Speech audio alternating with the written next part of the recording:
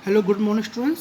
बेटा last class में बेटा हमने साइंस के क्लास फोर्थ के साइंस का चैप्टर थर्ड था हमारा द वे वी लिव का टॉपिक था एनवायरमेंट को क्लियर किया था। आज हम पढ़ेंगे ग्लोबल वार्मिंग के बारे में।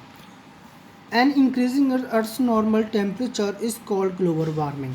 मतलब बेटा ग्लोबल वार्मिंग क्या होता है, जो हमारे पृथ्वी का जो नॉर्मल तापमान है, जो नॉर्मल टेम्परेचर है, उसमें जो लगातार क्या बड़ा बढ़ोतरी होती जा रही है। जो टेम्परेचर क्या है वो लगातार बढ़ता जा रहा है, और जो जो टेम्परेचर बढ़ता जा रहा है उसको हम क्या कहते हैं, ग्लोबल वार्मिंग कहते हैं।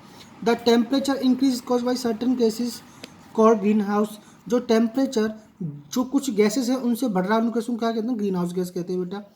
Air pollution increase the presence green house in the atmosphere. जो एयर पोल्यूशन यानी जो हमारा वायु प्रदूषण है वो क्या है, ग्रीन हाउसेस को हमारे वातावरण में क्या उनको इंक्रीज कर रहा है। यानी कि हवा प्रदूषण की वजह से ही हमारे वातावरण ग्रीन हाउसेस की प्रेजेंस से उपस्थिति बहुत ज़्यादा होती जा रही है। Carbon dioxide is a green house gas. जो हमारी CO2 गैस है, जो कार्बन डाइऑक्साइड गैस है बेटा, वो हमारी क्या ग्रीन हाउस गैस होती है। The greenhouse gas trap heat and light from the sun in earth atmosphere this increasing the earth temperature. जहाँ बेटा ग्रीन हाउस गैसेज हैं वो सूरज से क्या करती है, हीट और लाइट को ऑब्जर्व करती हैं, हीट और लाइट लेती हैं, और बेटा क्या कर, और उसी से हमारा क्या अर्थ का जो एटमोसफियर है और उसका जो टेम्परेचर है बेटा वो क्या बढ़ता जा रहा है और बढ़ जाता है। Global warming can result in melting of ice near the poles, causing the rise in water level in the oceans।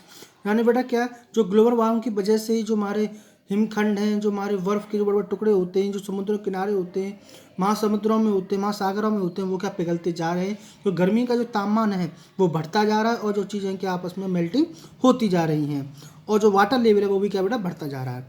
This can result in floods in various parts of the world. और global warming की वजह से क्या हर दुनिया के किसी किसी हर part में, हर कोने में, हर देशों में क्या बाढ़ जैसी स्थितियाँ पैदा होती जा रही हैं। नेक्स्ट बेटा हमारा आता है एसिड रेन। एसिड रेन का अम्लीय वर्षा होता है। एसिड रेन क्या होती है बेटा, जो बारिश जो बूंदें होती हैं उनमें कई तरह के केमिकल्स मिले हुए होते हैं, उसी को हम एसिड रेन कहते हैं। The harmful chemicals release into atmosphere by factories mix with water vapour in the clouds and from drops of acid that fall down as acid rain.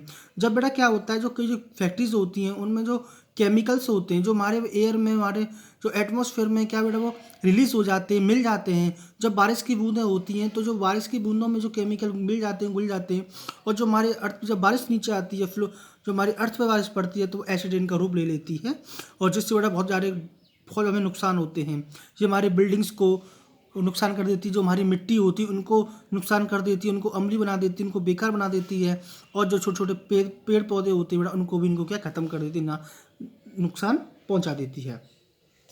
Next आता है बेटा हार्मफुल अल्ट्रावायलेट रेज। यानी जो हमारे नुकसानदायक कुछ पराबैंगनी किरणें होती हैं, अल्ट्रावायलेट रेज होती हैं। The ozone layer of the atmosphere protect us from the harmful ultraviolet rays of the sun. जो यानी सूर्य की जो हमारे अल्ट्रावायलेट रेज होती हैं, पराबैंगनी किरणें होती हैं, जो नुकसान वाली होती हैं, उन उनको बेटा उनसे हमें कौन बचाता है, ओजोन लेयर। जो हमारे वातावरण में जो ओजोन लेयर होती है, जो सूर्य से निकलने वाली पराबैंगनी किरणों को यानी कि अल्ट्रावायलेट रेज को हमें बचाती है। The ozone layer is getting depleted from the increase in air pollution, hence the ultraviolet rays are reaching us. बेटा क्या हो रहा है कि जो हमारा एयर पोल्यूशन, हवा प्रदूषण ज़्यादा बढ़ता जा रहा है, और जो हवा प्रदूषण यानी वायु प्रदूषण जो हमारा जितना बढ़ता जा रहा है, तो उसकी वजह से जो हमारी जो ओजोन लेयर है बेटा वो क्या कम होती जा रही है, घटती जा रही है, और जिसकी वजह से जो सूर्य से निकलने वाली जो अल्ट्रावायलेट रेज हैं वो हम तक पहुंच रही हैं और हमको नुकसान पहुंचा रही हैं। These rays can cause skin disease and cancer. इन जब ये रेज हम तक पहुंच रही हैं तो जो हमारी स्किन डिसीज यानी जो हमारे त्वचा से रिलेटेड जितनी भी बड़ा बीमारी हैं उनको पैदा कर रही हैं, एंड कैंसर। और जो कैंसर का सबसे मेन जो कारण है बेटा वो यही है कि जो अल्ट्रावायलेट रेज हैं वो हम तक पहुँच रही हैं। नेक्स्ट बेटा आता है प्रोटेक्ट द इन्वायरमेंट। बेटा हम क्या क्या हमें अपने वातावरण को, इन्वायरमेंट को क्या बेटा बचाना चाहिए। वो कैसे बचा सकते हैं कि इसके लिए हमें कुछ स्टेप उठाने चाहिए, जैसे कि हमें अपने पेड़ पौधों को नहीं काटना चाहिए, उनको ज़्यादा से ज़्यादा मात्रा में पेड़ पौधों को लगाना चाहिए। हमें अपने आसपास की चीज़ों को साफ़ सुथरा रखना चाहिए बेटा। और जो चीज़ जो हमको एक बार यूज़ कर लेते हैं, अगर उसका दोबारा यूज़ हो सकता है तो उसको दोबारा यूज़ करना चाहिए। हमको जो हमारा गार्बेज होता है उसको सही उसकी जो इस गार्बेज होता है उसको डस्टबिन में ही डालना चाहिए। इस प्रकार से हम अपने इन्वायरमेंट को बेटा क्या सेव कर सकते हैं। और जो चीज़ अगर एक बार यूज़ करने के बाद दोबारा यूज़ हो सकती है तो उसका दोबारा यूज़ कर सकते हैं, ऐसा नहीं कि एक बार यूज़ करने के बाद उसे फेंक दें। ठीक है बेटा, आपको बेटा क्या करना है, आपको यहाँ तक अच्छे से आपको रीड करना है और इसे समझना है।